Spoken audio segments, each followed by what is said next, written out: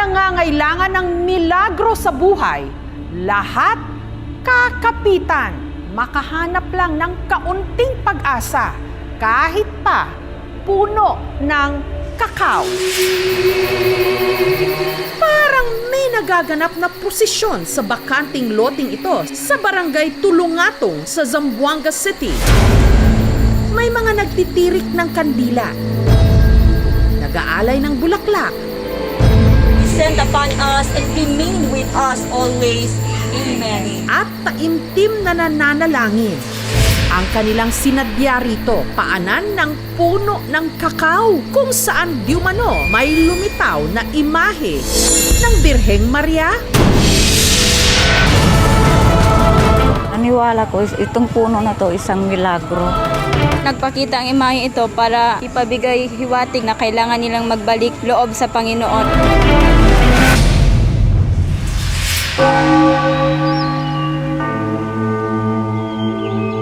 Ang imahe na nasa 7 pulgada raw ang laki, una raw nagpakita sa tindera ng turon na si Roselyn na ang pwesto nasa tapat lang ng puno. Paglingon ko, ma'am, nakita ko yung imahe. May green-green, yung sa tiyan niya may pula-pula. Para sa akin, may karga-karga siyang baby. Pero makalipas ang ilang linggo, ang mister ni Roselyn na si Inosente biglang nagkasakit. Heart enlargement. May high blood na siya. Si Mama Mi, nagalit siguro siya sa akin kaya hindi ko siya pinansin. Nag-iyak talaga ako. Paano na kung mawala man yung asawa ko? Kasi mayroon pa akong mga anak paralin, 2. Hanggang isang araw, Ikiduya na ng puno del cacao, durmi-durmiyo, dudurmido tiene así kitik na dinyo. Yes, por tiene kakateste ko sa kwan kumigo. Hasta ara, dul okay adinyo, el dinyo puso. at doon na raw nagsanga-sanga ang kwento na di umano mapaghimala ang tinawag na rin nilang Birheng Maria de Cacao. Naglabasan na ang mga tao, nagpicture-picture na sila doon. Nagdala talaga yung mga tao sa imahe ng mga tubig, merong gulay, merong saging. Hindi man ako masyadong makalakad ba? Kaya may diabetes ako. Kahapon, nagpunta ako dito, din ako nag-insulin, pero dandahan lang naglalakad ako. Bilang pasasalamat sa anyay kanyang paggaling, si Inosente nagboluntaryo ng maging caretaker ng imahe. Ang bawal lang yun, pano sila sen, asil sila pahit yun, dal na kwan, kara del imahe, numalangkat asit para hindi kilbong kali. At gaano katotoo na ang imahe, tila unti-unti rin daw lumalaki? El primero ma'am, jutay lang le, saka siya. Nagtirik pa talaga ng kandila. Dagtarang naman yan. Bakit kailangan sambahin? Nente, neta cree, esta kanila, okay lang ang damin. Pero yo ta creo, amo lang sa inyo. Ese imahe, ya puede conmigo ayuda, hace bueno de mi enfermedad. Totoo nga kayang gumaling na si Inosente sa kanyang mga sakit?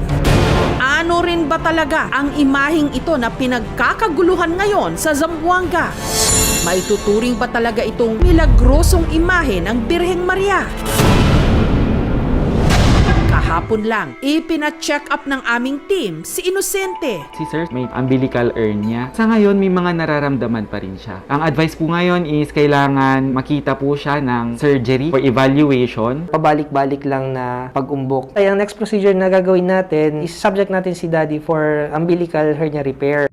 Maaari kasing magkaroon nga ng placebo effect, no? Kasi kung may nagpatotoo na itong imahe nito ay may milagro o mapaghimala at ikaw naman ay sabihin na natin humahanap din ng himala yung paniniwala na nagbibigay kagalingan yung imahe na nakita mo. Na minsan nga nadidisregard mo yung bagay na ginagawa mo na mas nakakatulong sa pagpapagaling mo tulad ng pag-inom mo ng gamot. Meron pa ring paniniwala sila sa mga miracles. Wala silang kakayahan mag-avail ng mga health services. Napakalaki ng challenge kasi kulang pa rin tayo sa doktor, sa mga health facilities and mga gamot. Tingin ko po ay nasugat yung puno at yung sugat nagkataon na hugis siya ng Birheng Maria. Yung kulay naman dahil alam natin na sa Mindanao, mataas po ang nutrient content ng lupa nila. At yung lupa na yon maaaring mataas sa iron na alam natin ay pula. Hindi basta-basta sinesertipikahan o pinapatutuhanan ng Vatican ang diumanoy Marian appearances. Imbestigahan kung ito ay makatotohanan at sa panahon lalo natin ngayon na napakaraming kahirapan, sakuna, ang palagi nating tampulan ng ating pansin ay Diyos. Hanggat nagdadasal tayo sa Diyos at sa kanyang mga pinadala dito sa lupa, wala namang masama doon. Sa panahon ngayon, marami ang naghahanap ng milagro o himala dahil ito lang ang makakapitan nila ng pag-asa.